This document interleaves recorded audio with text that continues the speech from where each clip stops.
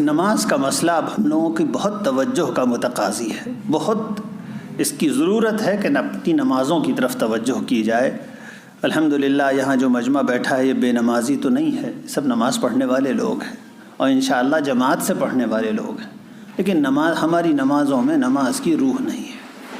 حالانکہ رسول اللہ صلی اللہ علیہ وآلہ وسلم کے یہاں نماز کی اتنی اہمیت تھی کہ جب آپ دنیا سے رخصت ہو رہے تھے، بالکل جب آپ صلی اللہ علیہ وسلم دنیا سے رخصت ہو رہے تھے تو آخری جملہ جو اس امت نے اپنی نبی کی زبان سے سنا وہ تھا الصلاۃ وما ملکت ایمانکم، لوگوں نماز کا خیال رکھنا اور غلاموں کا خیال رکھنا۔ آخری جملہ جو امت نے اپنے نبی کی زبان سے سنا ہے وہ یہ ہے الصلاۃ وما ملکت ایمانکم، نماز کا اہتمام کرنا اور غلاموں باندیوں اپنے زیر دست لوگوں کا خیال رکھنا۔ یہ آخری نصیحت حضور فرما کے گئے ہیں، پھر بھی نماز اچھی کرنے کی فکر نہ ہو تو بڑی بے وفائی کی بات ہے۔ نماز اچھی کسے کہتے ہیں؟ اچھی نماز اسے کہتے ہیں کہ بندہ اللہ کے حضور بندگی کے ساتھ حاضر ہو جایا کرے، اس طرح حاضر ہو جس طرح اللہ کی عظمت کے مقام کا حق ہے۔ ایک مجرم جس طرح کسی اپنے عظیم آقا کے سامنے سراپا اعتراف تقصیر بنا ہوا، سراپا گنہگاری کا احساس بنا ہوا حاضر ہو، اس کی بڑائی بیان کرے، دل کے ساتھ اس کے سامنے جھکا ہوا ہو، یہ ہے نماز کی حقیقت اور اس کی روح، اور یہ چیز محنت کرنے سے حاصل ہو جاتی ہے، یہ چیز حاصل ہو جاتی ہے، ایسا نہیں ہے۔ پتہ کیجئے کہ رسول اللہ صلی اللہ علیہ وسلم کس طرح نماز پڑھتے تھے۔ آپ صلی اللہ علیہ وسلم جب نماز پڑھتے تھے تو اللہ کے سامنے ایسے حاضر ہوتے تھے کہ کبھی کبھی روتے روتے سینے میں سے ایسے گھڑ گھڑ گھڑ گھڑ کی آواز آتی تھی جیسے چکی چلنے کی آواز آتی ہے۔ وہ جو ہاتھ والی چکی چلا کرتی تھی، صحابہ کرام فرماتے ہیں حضور اکرم صلی اللہ علیہ وسلم کے سینے سے کبھی کبھی نماز میں چکی چلنے جیسی آواز آیا کرتی تھی۔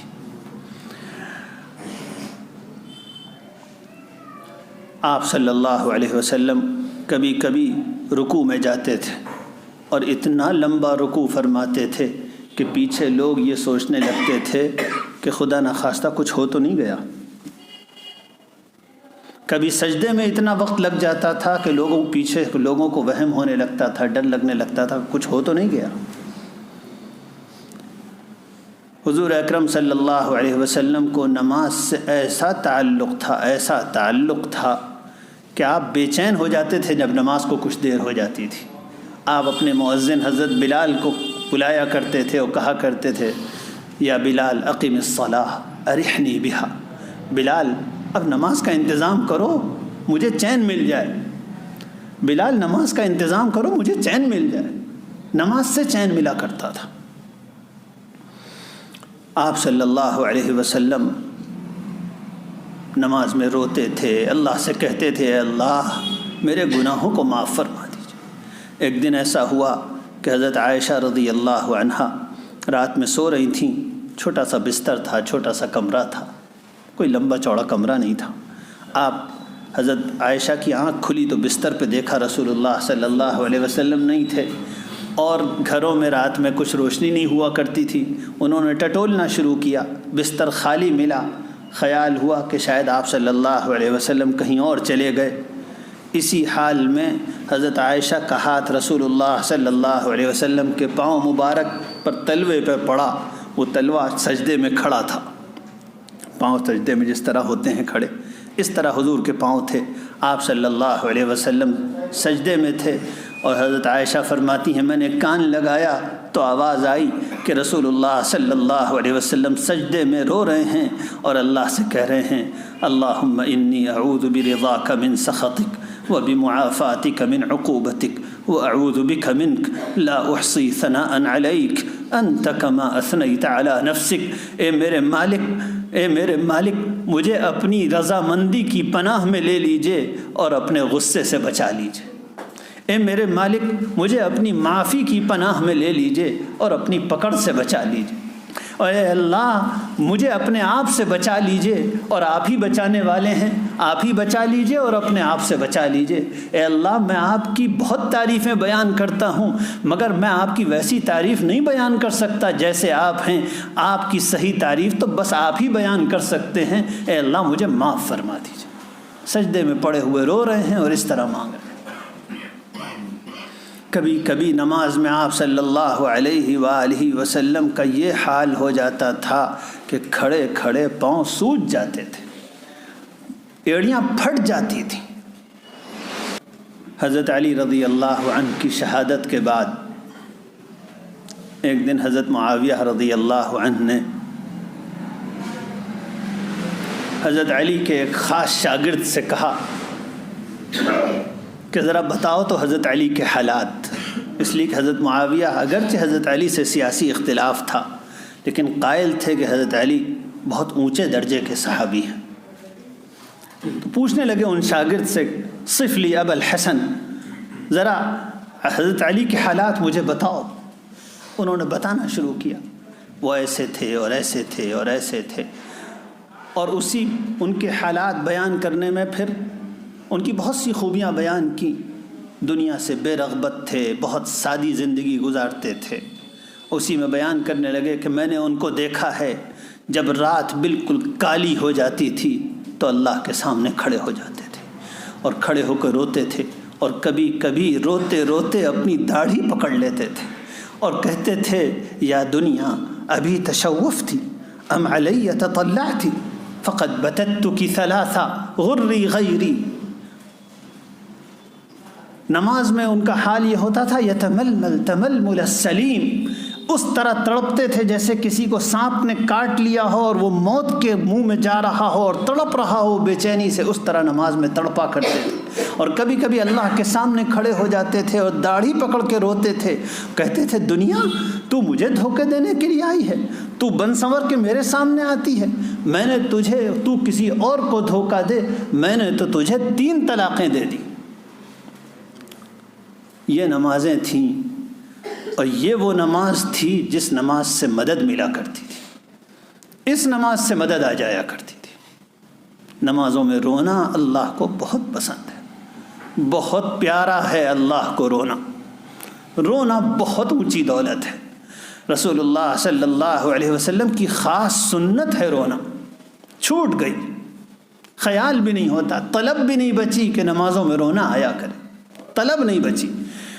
جبکہ رسول اللہ صلی اللہ علیہ وسلم کا حال یہ تھا کہ آپ اللہ سے دعا مانگا کرتے تھے، اللہم ارزقنی عینین حطالتین تسقیان القلب بذروف الدمع من خشیتک قبل ان تکون الدموع دما والاضراس جمرا۔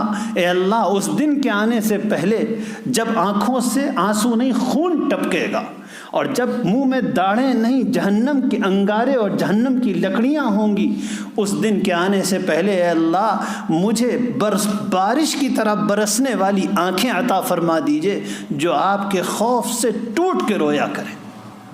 اے اللہ ایسی آنکھوں سے بارش ہوا کرے آنسوؤں کی، ایسی مجھے آنکھیں عطا فرما دیجئے۔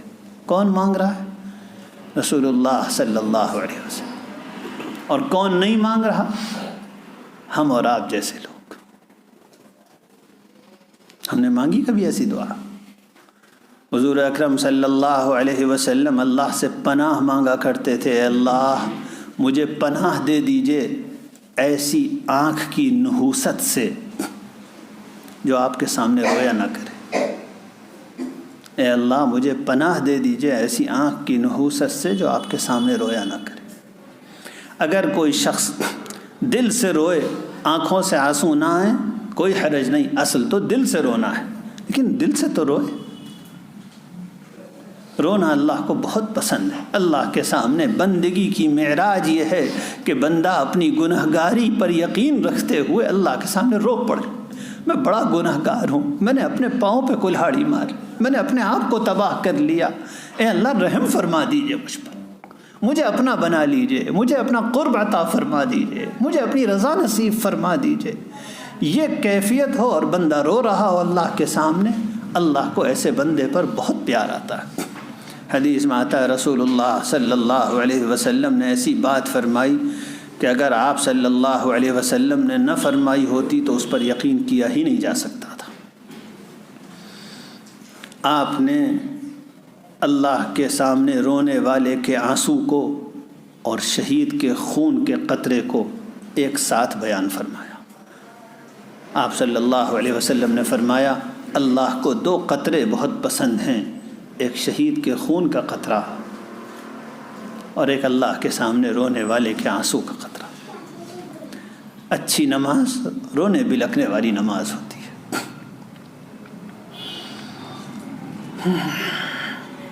جب نماز پڑھے کوئی تو اللہ کی طرف متوجہ ہو کر پڑھے، ایسے متوجہ ہو کہ کچھ خبر نہ ہو۔